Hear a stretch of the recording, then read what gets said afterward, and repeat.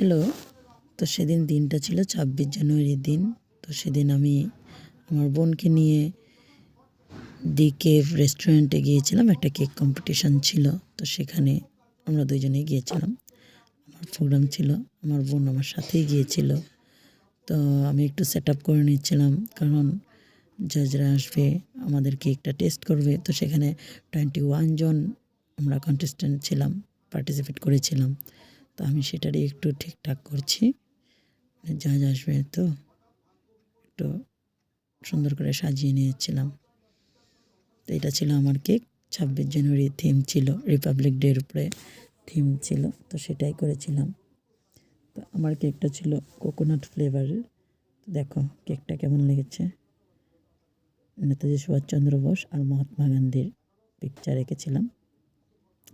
তো আমার বোন একটু ঘুরে ঘুরে সবারই কেকের একটু ভিডিও নিয়ে নিয়েছিল, ভালো মতন তো নিতে পারিনি। আমি তো আমার এদিকে সেট আপ নিয়ে ব্যস্ত ছিলাম। ওই একটু ঘুরে ঘুরে যতটুকু পেরেছে অতটুক করে নিয়েছিল ভিডিও সবার কেকেরই। সবাই মোটামুটি ভালোই করেছিল, সবাই সুন্দর করেছিল। তো এটা ছিল আমাদের সেকেন্ড হয়েছিল যে সেই কেকটা।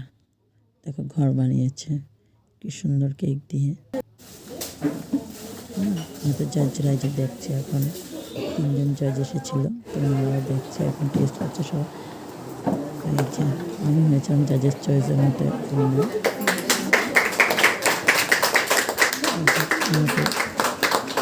সিলেক্ট করলো সার্টিফিকেট আর দুটো গিফট হ্যাম্পার দিয়ে। তোমরা বলো কেমন লেগেছে ভিডিওটা, আমাকে জানিও, কমেন্ট করো, লাইক করো, শেয়ার করো, সাবস্ক্রাইব করে দিও আমার চ্যানেলটা। 3জন জজেসও খুব ভালো ছিল এখানে, যারা যারা স্পন্সর করেছে প্রোগ্রামটা খুব ভালো ছিল ওরা। এই যে আমার সার্টিফিকেটটা। তো আমরা 5 জন উইনার ছিলাম, এখানে 4 জন আছি আমরা।